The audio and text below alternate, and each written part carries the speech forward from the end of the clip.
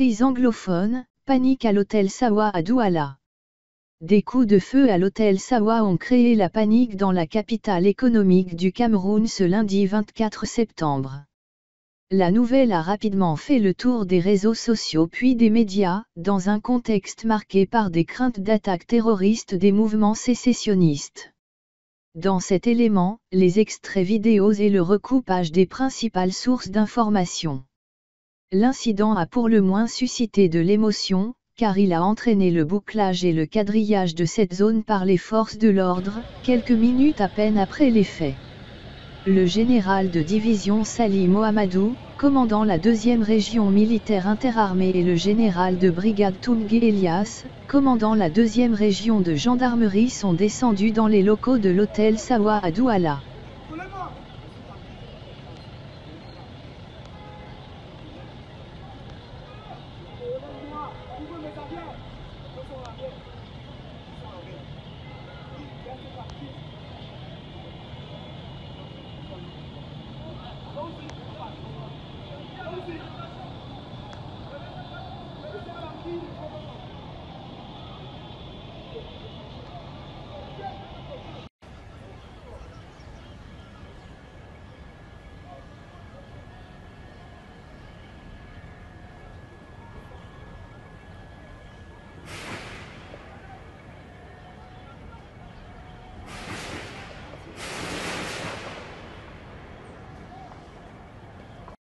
Peu après, un communiqué radio a circulé sur les réseaux sociaux, dont le message visait à rassurer la population sur l'incident sans toutefois donner d'amples explications.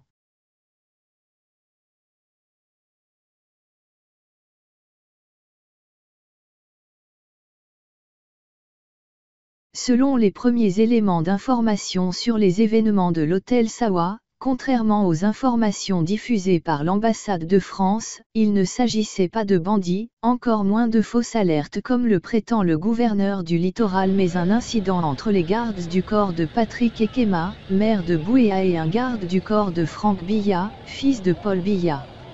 Selon les informations recueillies par Boris Berthold, Franck Biya serait arrivé au Sawa Hotel il y a plus de 48 heures. Son hôtel de prédilection comme l'élite économique de la capitale. Or depuis plusieurs mois, compte tenu de la crise anglophone, Patrick Ekema y séjourne régulièrement. Cet après-midi, Ekema, l'homme qui est trimballé dans la vidéo, buvait de l'alcool avec certains de ses amis. Ayant autour de lui des hommes armés, une mini-milice qui n'appartient pas aux forces de sécurité, l'un de ces gars va apercevoir l'arme d'un des gardes du corps de Franck Biya. Pris de panique, il tire en l'air et crie en basonia. Panique générale, le BIR et l'armée sont déployés. C'est quelques minutes après qu'ils se rendent compte qu'il s'agit du garde du corps du fils du président.